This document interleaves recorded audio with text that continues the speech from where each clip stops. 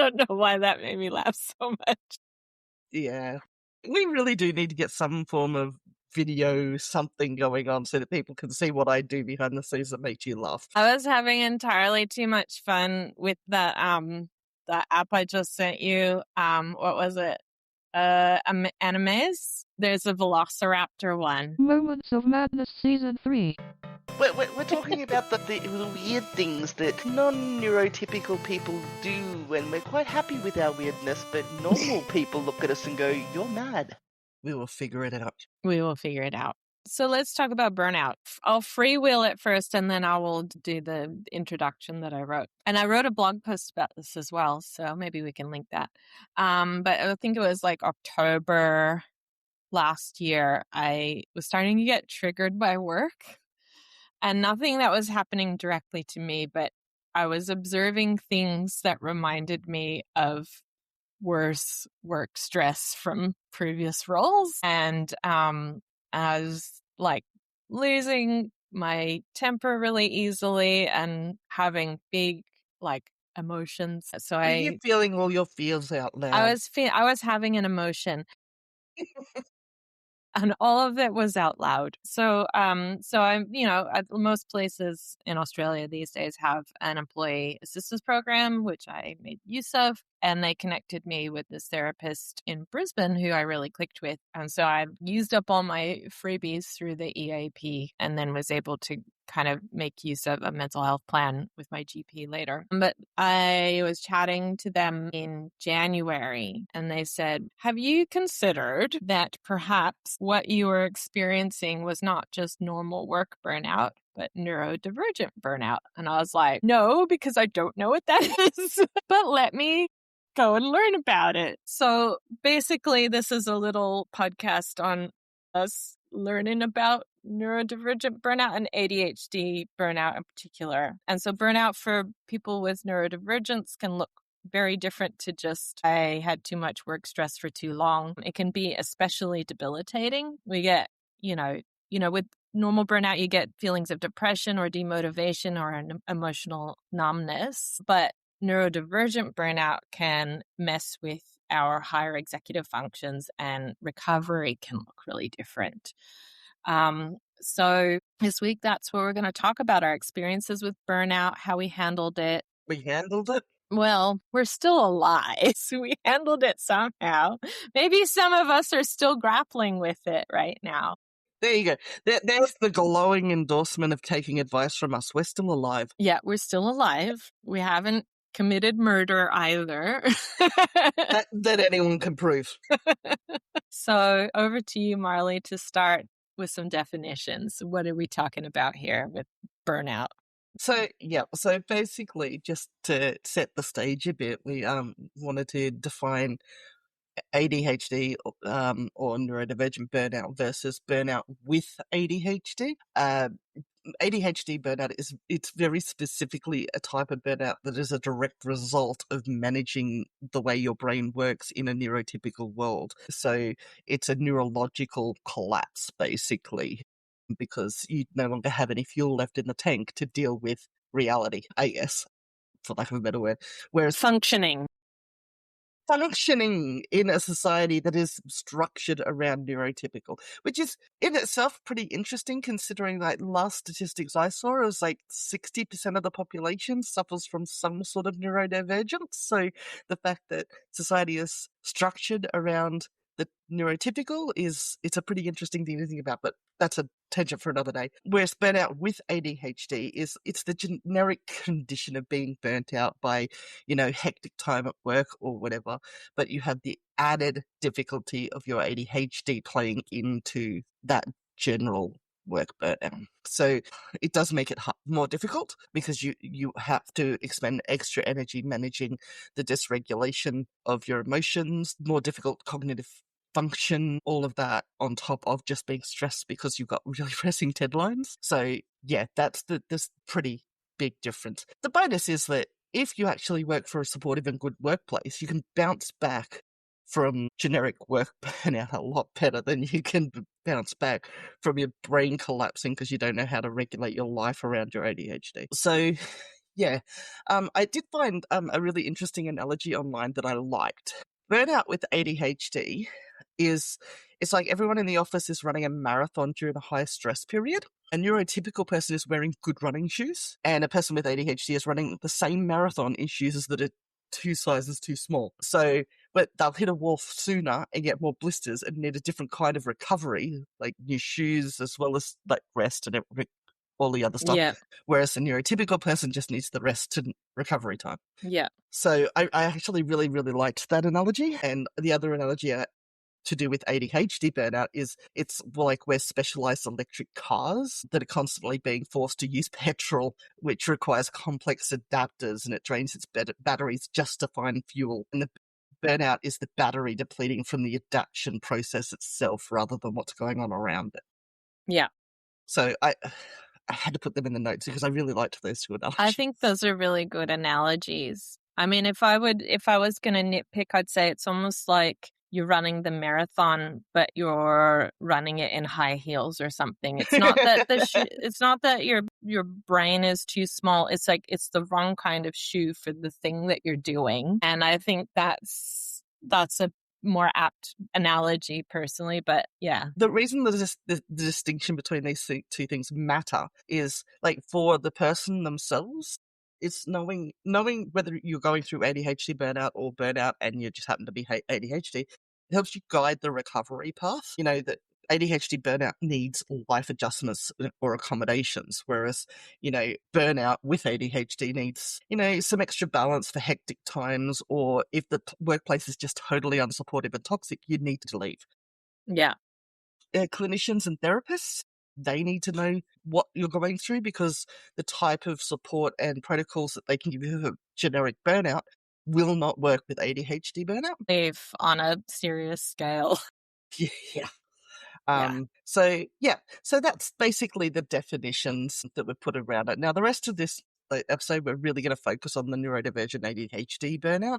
Yeah, I mean, that's the kind of definition I think that was suggested to me as something that I need to unpack a bit more with myself, and I'm finding all kinds of things, connections being made. That's why that's happening. While you know, there's an interesting edge case there with burnout with ADHD, I think this is the sort of topic that's most pertinent to me, is talking about the actual neurodivergent burnout aspect specifically. And I think, just speaking for myself as a late diagnosis female, it's pretty significant. So not knowing that you have ADHD throughout all your early life. So a lot of these triggers are cumulative. They don't just reset the next day after a good night's sleep. Yeah. You know, I was 25 before I got my diagnosis. So that's 25 years of being told I'm lazy, I'm rebellious, I just don't try hard enough, da da da da da da da, with my brain going, why can't you be right? Why can't you make friends? Why can't you connect with people? Why can't you concentrate and do better? Yeah. You know, so, and then the later part of my life, even with the diagnosis, no one mentioned any of the emotional load that comes with it. I got the rundown on the distractibility and the trouble making decisions and all of that stuff, but nobody told me about the emotional load. So from 25 till 36-ish, everyone was very focused on my chronic depression, and I was given antidepressants and all the support in the world. People were really, really supportive of the depression, and all I think really it's turned out to be is ADHD burnout. I am just so flat. I find no joy. I have trouble engaging.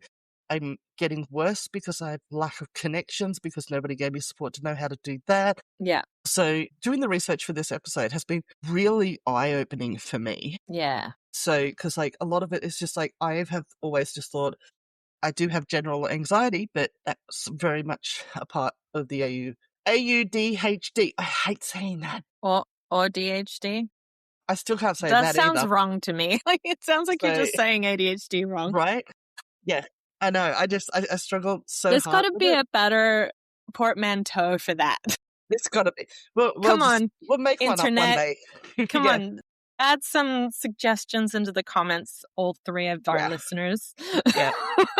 So, you know, over the last 3 or so years, I've been getting a lot better and more stable just knowing what's going on. Yeah. because I'm better able to not self-soothe, but self-explain to myself what's going on instead of just feeling, oh, my brain is just broken, so I'm sad all the time. I'm never going to be able to make connections because I'm depressed. I push people away and no one wants to hang around with Eeyore, So Yeah. the last 3 years I've gotten a lot better, but this is still another huge step. My biggest problem is I'm going to be 60 before I figure out all the things wrong with myself and finally am able to engage with society. Well, better late than never. I'm going to be the most fun, awesome chick in the retirement home. Well, 60 is a little bit early for the retirement home. Come on. Can I please go to a retirement home at 60? I'm going to stop working. Okay, fair enough. If that's what you want to do. But it's interesting that you talked about that because I'm a person who doesn't have a diagnosis. I'm mostly just self-diagnosed. But I feel a lot of the same things of like, oh, it's not just that I'm a hopelessly disorganized person. My brain actually is just not good at prioritizing and sticking to tasks. Or a struggle with starting things, not because there's something wrong with me and I'm not trying hard enough. It's because my neurology is influencing my behavior. Especially with women, they don't tie it all together neatly. So I've just been accumulating diagnoses throughout my life and nobody's actually gone, well, actually, Akram's razor here, man, you've got ADHD, AUD, sparkly pink rainbow brain. You've got sparkly pink rainbow brain. Brain squirrels is the one that one of my friends uses, who was also a late diagnosis, ADHD. She says she has brain squirrels. I'm okay with that. But, nobody ever, tied it back in together. So I just kept thinking I was more and more and more broken and damaged and deranged when it's actually just, I have this one thing and it affects my emotions. And sometimes I have sad days and no energy. And sometimes it's this, and it's just this one thing, which would have made it easier for me to focus in on these are the structures and things I need to put in place, as opposed to just going, well, there's nothing to be done about depression. If you're just having a bad day, you're just having a bad day. So, and with women, they default back to, oh, yeah, you just have depression so quickly. And I know I've mentioned this before, but back when I was a kid, ADHD was not a diagnosis that was given to girls. It was not a girl's disease. Yeah. So boys could have ADHD, but they didn't even test me. I was tested for every other thing under the sun, and ultimately they decided that I was hyperactive and couldn't eat sugar. Yay. Yeah. And I think also so much has been learned about the nature of ADHD because I'm not, I'm more of an inattentive subtype of ADHD. I will go into a book and the house could be on fire around me, but I'm not the kind of person who's hyperactive or jumping around and pinging off of things most of the time. I'm just off with the pixies. See, I don't even remember being that much of a hyperactive child, so I don't know where that diagnosis came from. I was a chatter. I will admit that. I was definitely a natterer. But I really don't remember being that off-the-wall hyper. I was a tomboy. I liked to climb trees and stuff like that. But that's just normal. It wasn't anything excessive that I can think of. The only thing I can put it down to is the impulsivity control, where maybe I would talk out too much. And so that makes me seem more hyperactive. Yeah. I'm not sure. But I've definitely, especially physically, never really been a hyperactive person. Nope. I'm a lazy sloper. So why don't we move on and talk about, what triggers burnout or ADHD burnout specifically? So when it comes to ADHD burnout, there's not one trigger.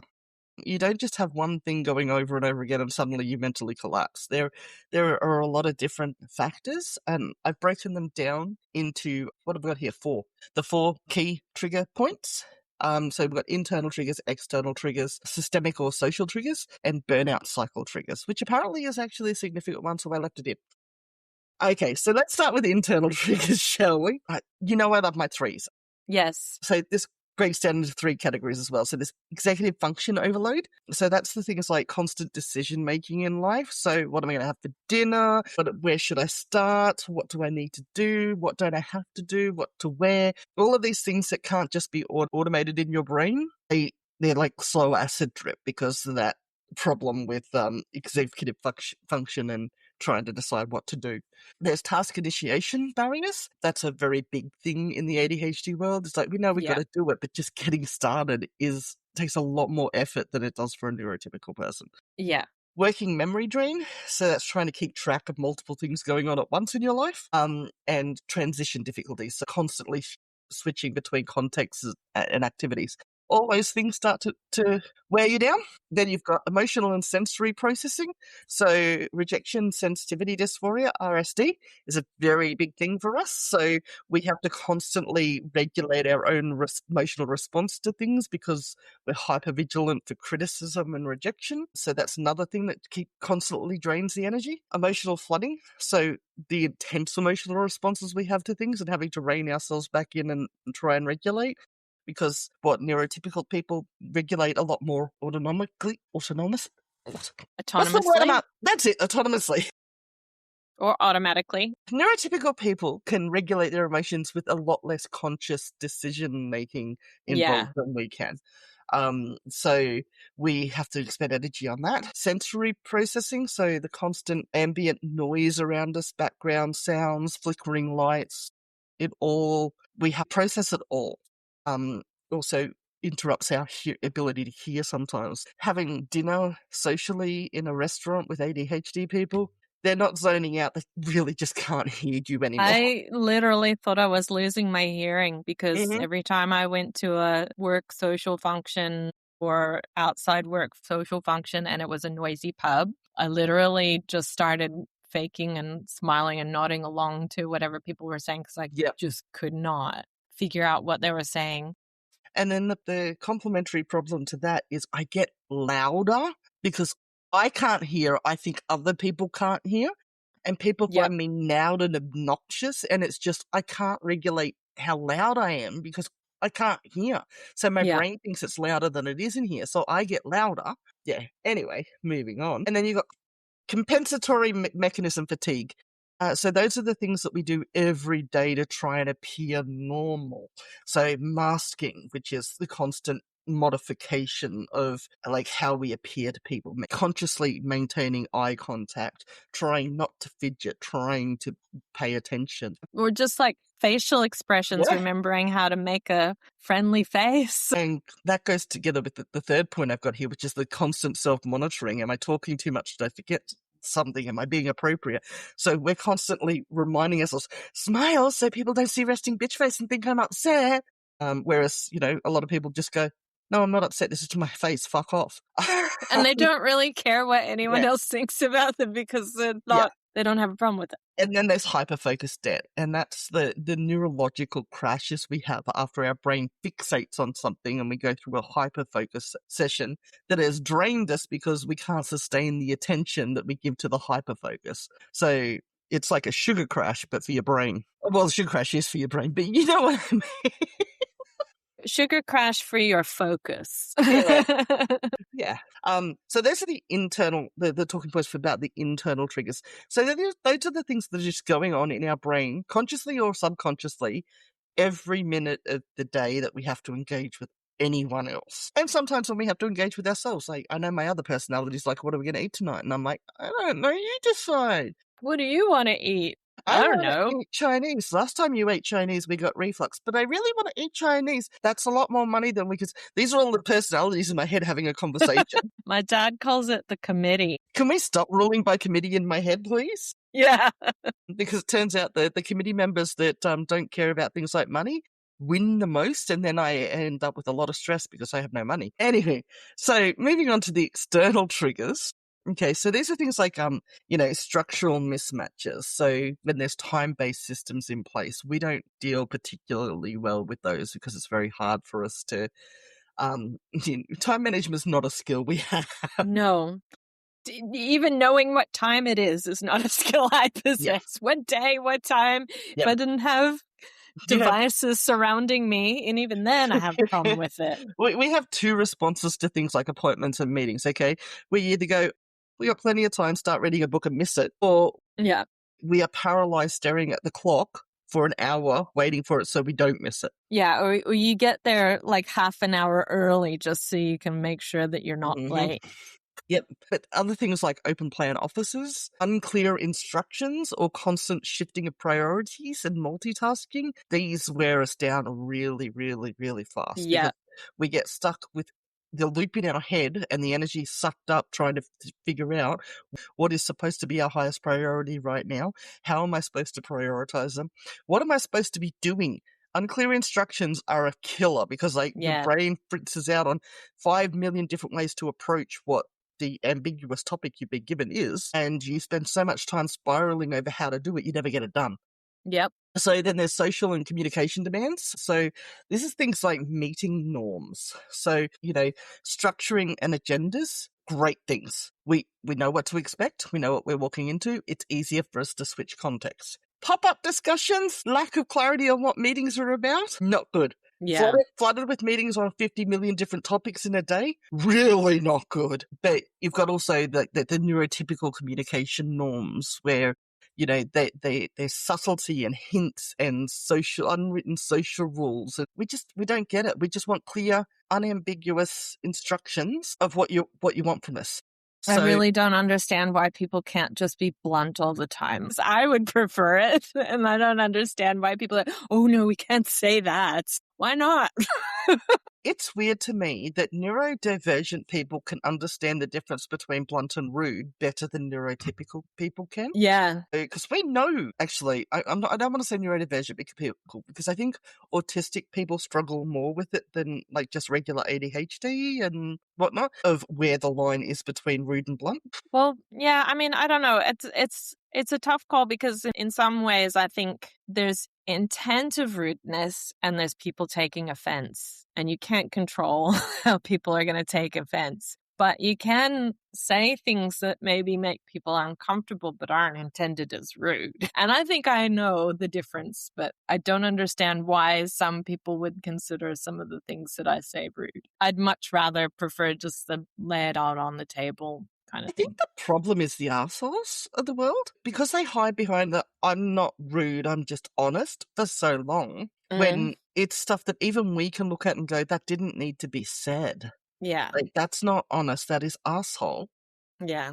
But because they've been saying that so long, we've had to rewrite the rules so that offence is in the eye of the receiver, not the giver. So everyone needs to tiptoe now because you have to account for everyone in that meeting having different perceptions of what you've said. And it's a pain. Yeah, I don't know. I also think there's an element of it's easier to just be polite than to actually be honest when things aren't working. I think there's a bit of cowardice involved in that. I don't know. Anyway, we're going way off track. Well, what we're here for. But then there's life management load as well. So that's just all your domestic executive load, Yeah. What chores need to be done? When do they need to be done by? I've got a house inspection coming up. Oh my God, what do I need to do? What are they going to look for? That's a constant drain as well. Yeah. So then you've got your systemic or societal triggers, and there's a lot of overlap here between external and societal. So there's the accommodation gaps. So one of the things I found while I was doing my searching was, and I'd actually never heard this phrase before, but I'm sure I'm going to look like an idiot for not have heard it, but productivity theatre. I hadn't heard that term either, but it makes a lot of sense to me and it feels very of the moment right now. Everything is about productivity and I don't understand why. The problem is they measure productivity in a theatrical way. So the visual appearance of busyness is valued more over actual output. Yeah. So that's why the term is productivity theatre. And I love it and I'm keeping it. So there's that. But there's also the stigma around asking for accommodations because asking for accommodations sounds like we're begging for favors. Yes. Well, you're not keeping up. So you're weaker and you're not productive enough if you need help. Yeah.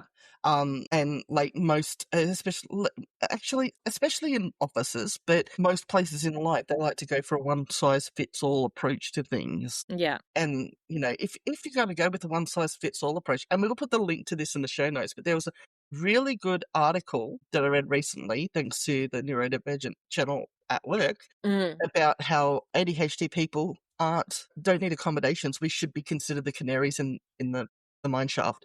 Because Yeah. what we ask for are actually really good structures that would support any business in a really good way.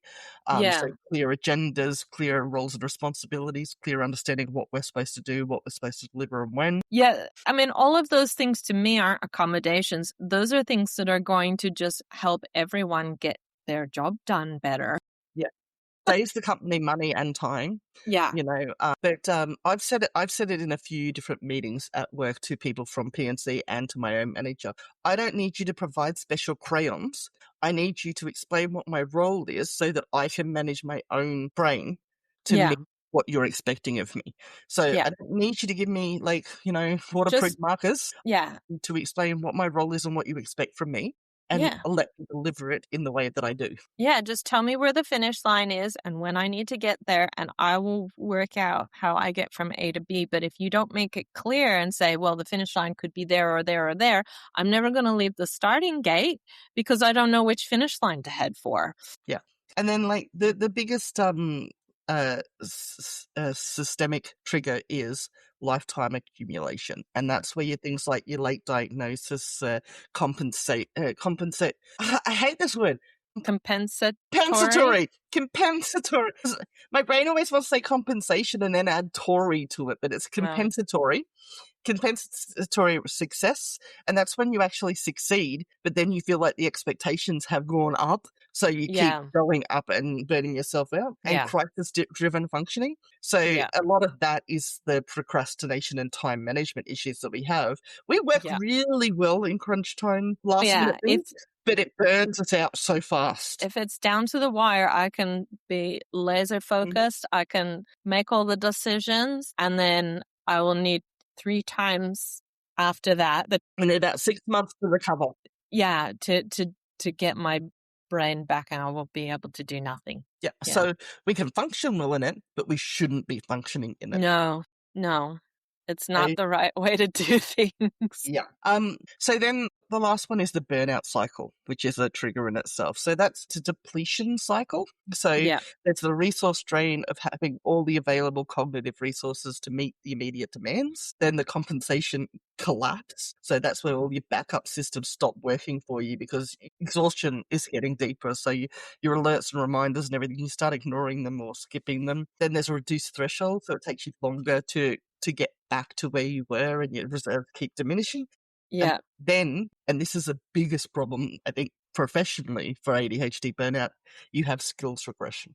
That's where yeah, previously excellent skills regress, and it's very difficult or impossible to do them.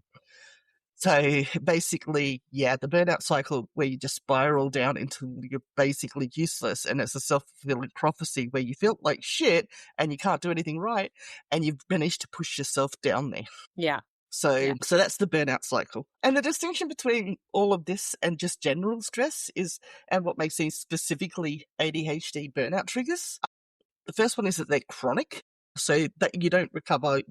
They're ongoing. They're not situational. It doesn't matter if you go to a new job. If you're already in the spiral, you're screwed. yeah, They're neurological in origin, not external. So you can't just buy a new pretty picture and make it all happy and whatnot. There's no patchwork for your brain. They compound, so each trigger amplifies all of the others. And as you go down, it's a multiplicative. That's a word, right? maybe. I don't know. Should I? The effect It is now. multiplies. And it's also the identity connection. So these are really they're tied to how we experience the world. So you can't just go to your room for a day, take a break, disengage from it, and come back all happy and fine. Yeah. This is literally the core of how we deal with the world around us. This isn't something where touching grass just magically fixes. I don't understand that phrase. I don't like touching grass. It makes me itchy. Yeah, it makes me itchy too. I do like going and walking somewhere green, but I don't want to touch it. The one I like is go kick rocks. That makes sense because that hurts. I like kicking rocks. But, go outside and touch grass. I don't understand where that came. Anyway, that's a big tangent. So yeah, those are the big triggers. Any questions so far? Anything you'd like to add? No, I just feel like looking through that list, my only comment would be I had a lot of that for the past 5 years. No Mhm, wonder. Yep, mhm. that one. Yep, that one. Not all of Yeah, them, certainly, but like a lot of them really just like, well, God damn it, no wonder I yeah. was burnt out. All of these things sound like my life. And also the cycle, because part of the problem for me was we had this progression of really stressful things that happened one after the other. And, I was trying to explain it like some of them were really big, some of them were smaller. Any one individually you could recover from. When there were one right after the other, or sometimes things happening simultaneously, there was no way to get back up to zero. Like it just wasn't possible. Like we had COVID, we had my father-in-law getting cancer and passing away. We had bed bugs, so we weren't sleeping. We had an arson event, not on our house, but neighboring, that was serious enough that we had to evacuate our house at 1 a.m. We had traumatized children from that. Then a car cut me off on my bike and I bumped into them and fucked my shoulder, so I had a frozen shoulder. It was like, it just kept going. It was like that. Even, just, and then we would be like, okay, New Year, somehow magically the calendar would flipping over would okay, this year everything will get back to normal. No, and it didn't happen. So yeah, that cycle definitely played into it for me, for sure. So we're gonna talk recovery a little bit.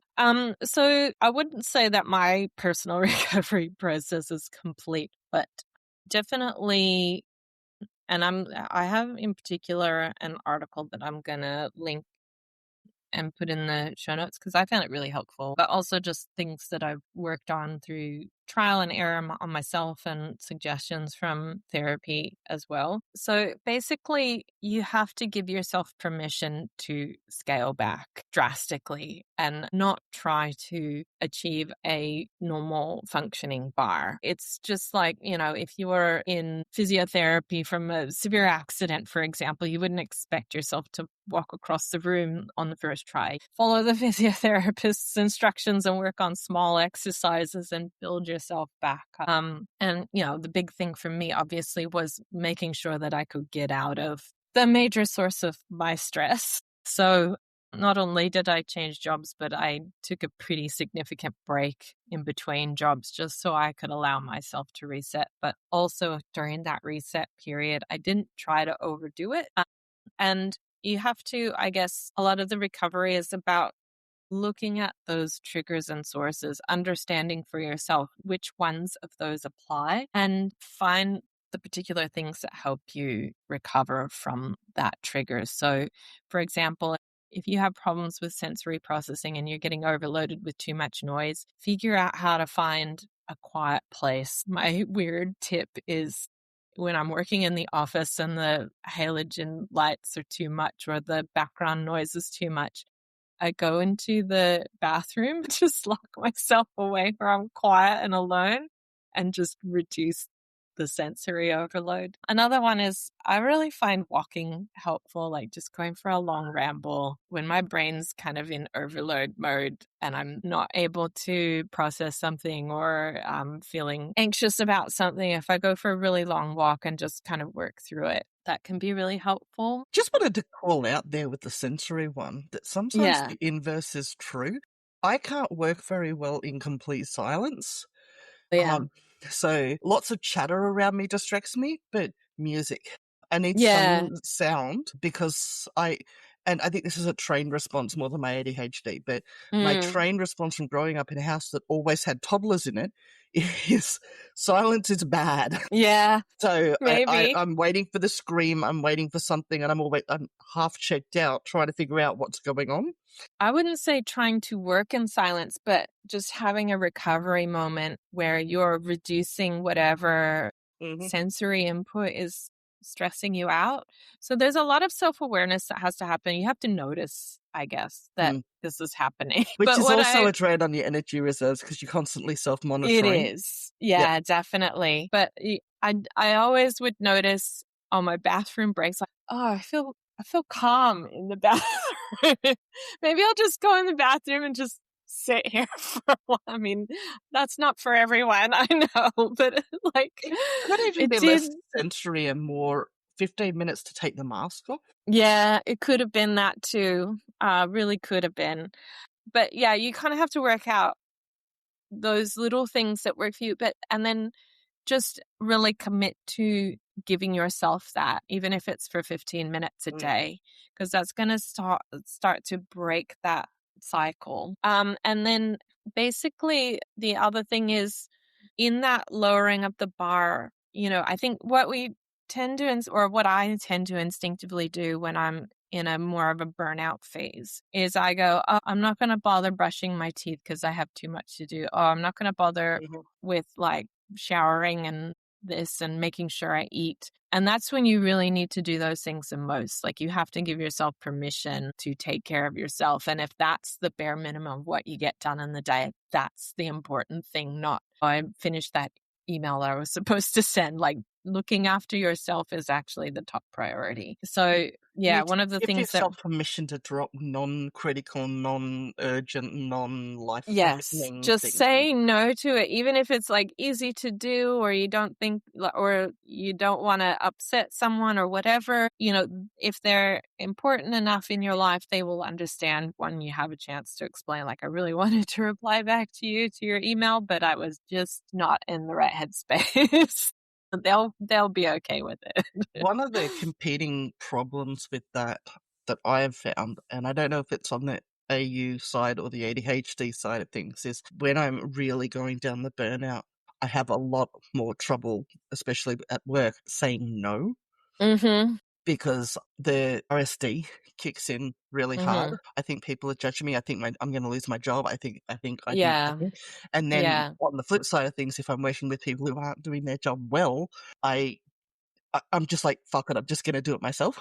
So you need to, I need to especially, but anyone who's listening to this, you need to put extra energy into defending against that. Yeah, yeah. And I think that's where having the right supports and accommodations in place can help. So if your family members and trusted people at work understand, there are some specific things they can do to help. And so I think one of the things that's really important is for friends and family to believe and buy into that it's a real thing and it's not just you being a wimp or whatever. Like, you have no energy, trust that person really doesn't have the energy and they're feeling that way for a specific reason, even if it's not that visible. Like, you don't have to have had a crazy project or run a marathon or, anything like that. Like, there could be very hidden things and subtle things that are wearing that person out. And also recognize when you're using it as an excuse. Yeah.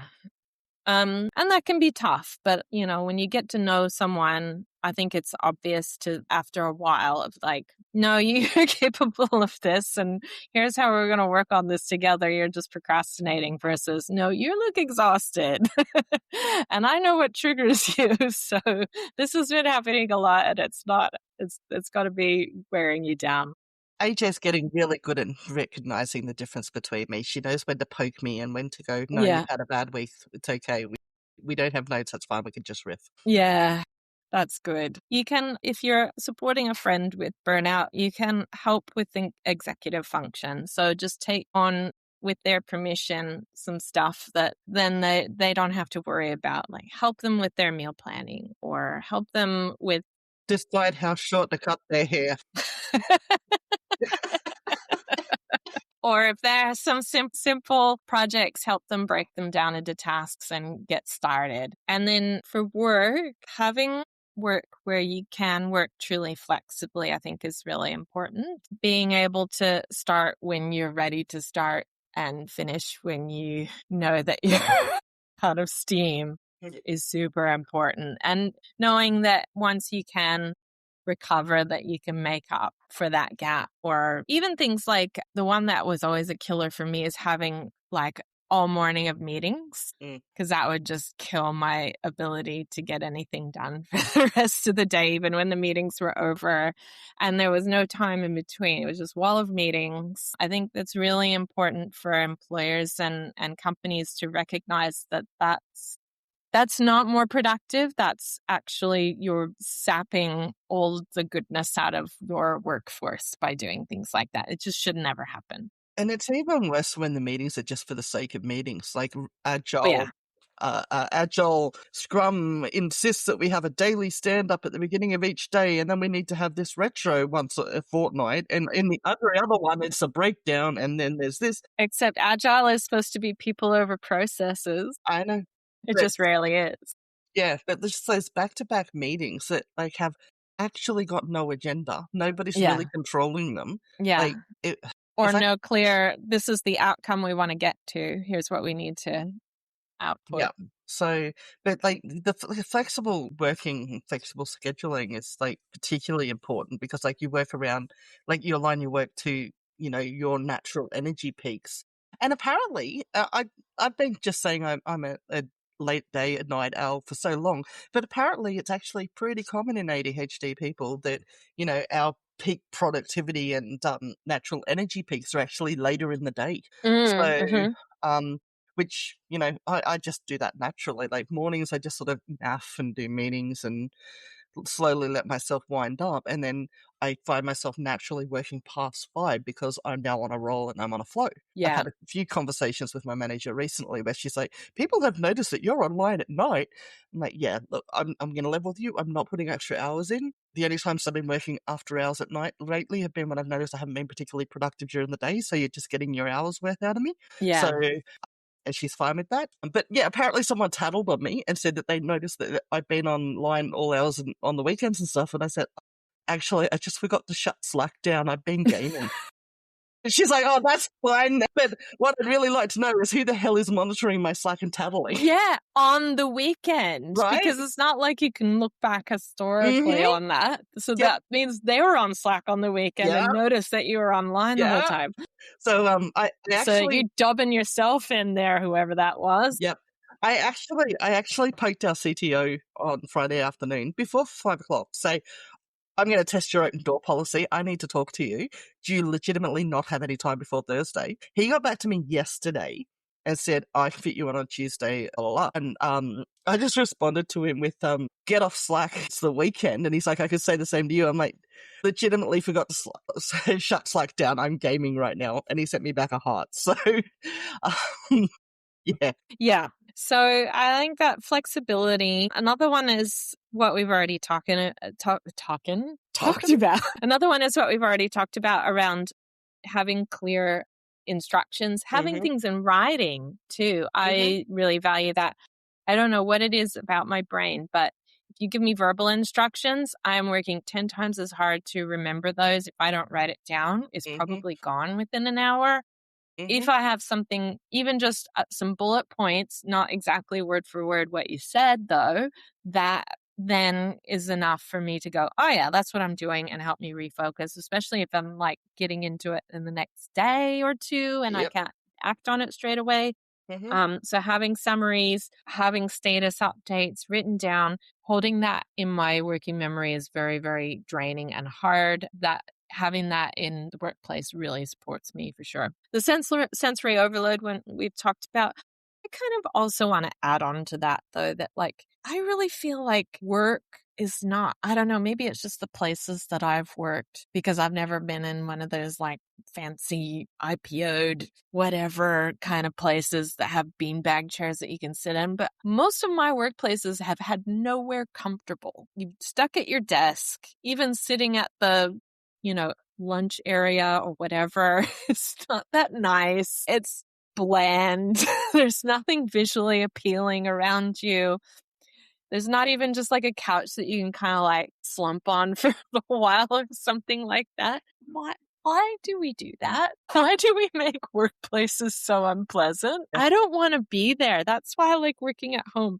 My home is comfortable for me and it suits me. And I like working from home because if I need to take a 10-minute break, I can get up, I can do a chore, wash some dishes, and then I can flop on my sofa for a little bit and veg out, and then I can go back to work. And I'm still, even within the limits of my allowable breaks and stuff like that, I still get plenty of work done, but I'm comfortable. Then handling workload and deadlines is another one. I don't find that one as problematic, but I mean, certainly in terms of that stress response, when you hyper focus to get things done, that's where I think it's really helpful to have clear expectations of, yeah, we set a deadline for this thing, but if it's 2 days late, there's no bad flow on effects. Just aim for it and do the best you can. Or, accommodations like that can be really helpful. Yeah. Big one for me while I was looking into it is it's around the accommodations to prevent emotional and RSD exhaustion. So, having predictable feedback rhythms, so that you don't have just, I need to check in with you out of nowhere, because my immediate knee-jerk reaction is, shit, what have I done? What have I done? What have I done? Am I getting in trouble? Am I about to be made redundant? What's going on? My manager knows this about me now, so if she needs to talk to me unexpectedly, she will actually poke me and say, have you got time today? It's nothing bad. So the last time she did that, I got a pay rise. Nice. Yeah. Didn't even know that she requested it. I was so happy that she noticed how much effort I was putting in and put that request in. So that was just so nice. Yeah. But also, clarity and fairness, so transparent evaluation processes and how to expect them to go, so that we know what to expect, and having, career progression and promotion processes, so you know whether or Yeah. not you can move up and what you need to do it. Yeah. They help a lot too. Yeah. There's nothing worse than being told you're doing a great job and then suddenly, sorry, you weren't doing these things, you're fired. And that has happened to me, happened a really long time ago, when I was quite young, and I probably deserved to be fired. But it also, yeah, that, to be told that I was amazing, I was doing a wonderful job, and then suddenly, 6 months later, you're unreliable, felt like having the rug pulled out from under me. One that I'm actually struggling with a lot at the moment, because I'm really having trouble struggling with the RSD at the moment, because I know I'm killing myself trying to make things workable in this new system, and it just feels like I'm in the dark because nobody's looping me into conversations, and there's one particular person who's making petty, snide little comments that nothing actionable, but Yeah. I'm the only person that it could possibly be aimed at. So, I'm dealing with that. But what I'm finding is really exacerbating that is, I know because you used to work with us, but we've got a recognition program that actually announces in Slack for everyone to see, this person has been recognized for this. And I'm watching every day these people getting shout outs because they did their job. Yeah. And I'm here banging until hours trying to manually insert data into it, the CRM, so that customer service can actually do their job, and that the product team can actually send the print magazines out to people. Mm-hmm. And crickets. Thanks for fixing that thing for us, even though it wasn't your job. yeah. And I have to remind myself every day, and I'm spending a lot of energy on this, that yes, people know how much I'm doing. Yes, I am valued. Yes, this is Yeah. not rejection just because nobody wants to publicly announce how awesome I am. It's not rejection. I'm not Yeah. failing. I don't need to do more. So, and it's my issue. I know it's my issue. It's my issue to manage. But on top of all the other things I'm expending energy on at the moment, that constant feeling of rejection Yeah. and exclusion. I actually don't feel like I belong to my own department anymore. Yeah. Because none of them talk to me. I have no idea what's going on over there with issues and stuff like that. Mhm. I'm stuck over here with marketing, customer service, membership engagement, Yeah. constantly supporting them. I have no idea what's going on the other side. Yeah. Barely anyone talks to me from the other side. So I Yeah. feel excluded by my own team and not recognized by the one that I'm day-to-day Actually working helping. with. So I'm just really lately just feeling like I'm just, what's the fucking point? Yeah. Yeah. So yeah, anyway, that's my issue. It's my issue Yes. to manage. But yeah, when you're already on the burnout cycle and you got nothing left to give, I'm getting really, really upset because I don't have the energy to do this thing that I need to do by the end of the day or manage that emotional Yeah. dysregulation. And we know which one I'm going to drop. Yeah. So yeah. Anyway. Yeah, that's tough. One thing that helped me, so I have a long history of just kind of getting into a really dark place, and I should probably get some professional help. But when I was in university, I think I had a period that, in hindsight was probably a little bit of the ADHD burnout as well. So after my first year of university, not only on top of everything else, I was also dealing with like seasonal affective disorder because I moved from Mhm. Southern California way up to Western Washington, which is near Canada. The winters are dark. And if you are, I was already struggling with SAD in California. So like getting dark at 3:30 in the afternoon and not getting sunlight until like 9:30 the next morning.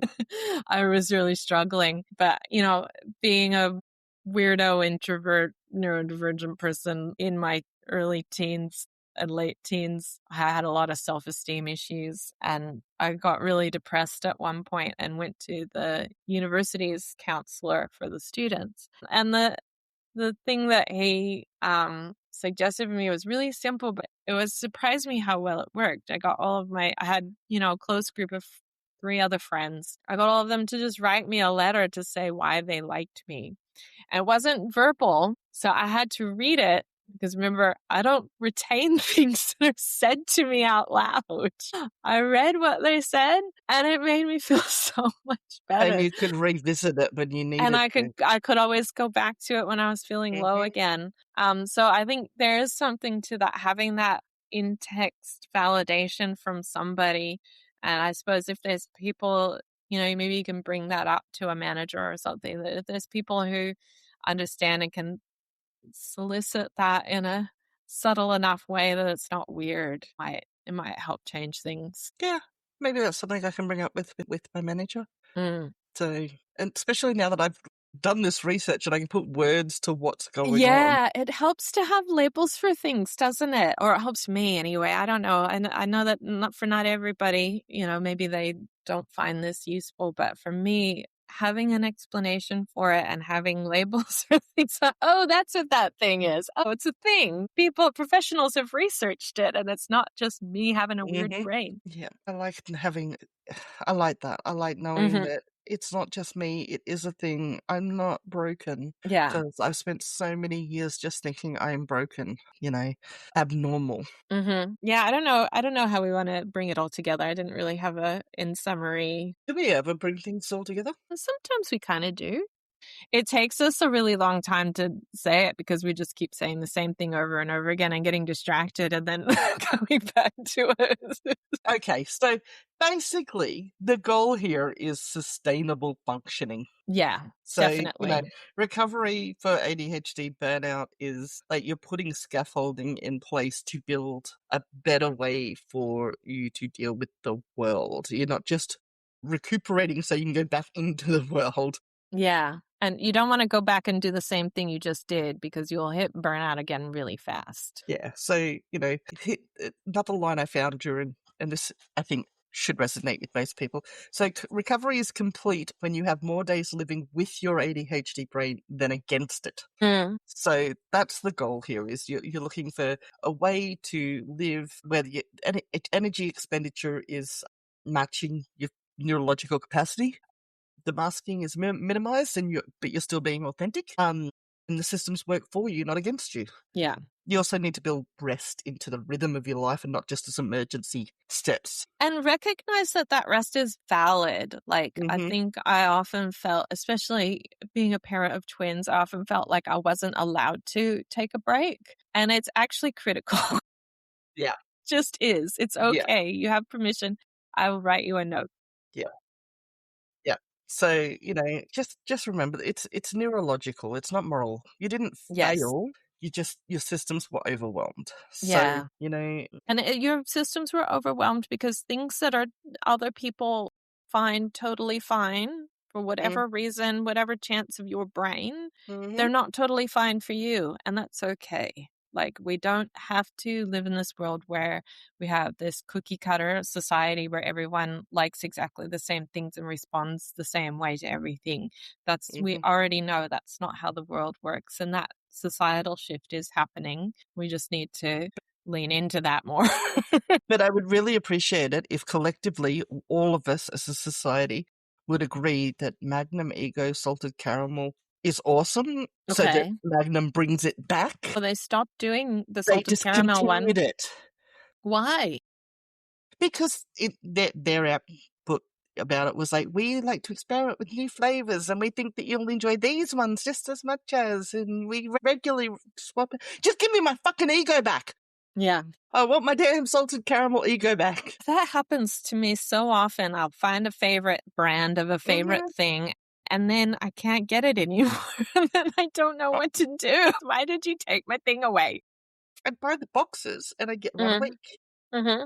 So that was my treat. Now I've Yeah. just got lemonade icy poles, icy blocks. I want my Surely- salted caramel ego. Surely there's got to be another salted caramel thing that you can get as a It took me substitute. forever to find this one that I really liked. So, because I love caramel, but there are many ways to mess it up. That's true. That's true. There's not a good caramel necessarily. Anyway, back to the sum up and the topic. I do have a lot of links to add to the show notes that you'll be able That's to good. find in the show notes. I've put them at the bottom of the thingy here. Mm-hmm. And I'm sure you'll probably add some more to it as well. I'll add at least a couple in as well. Yes.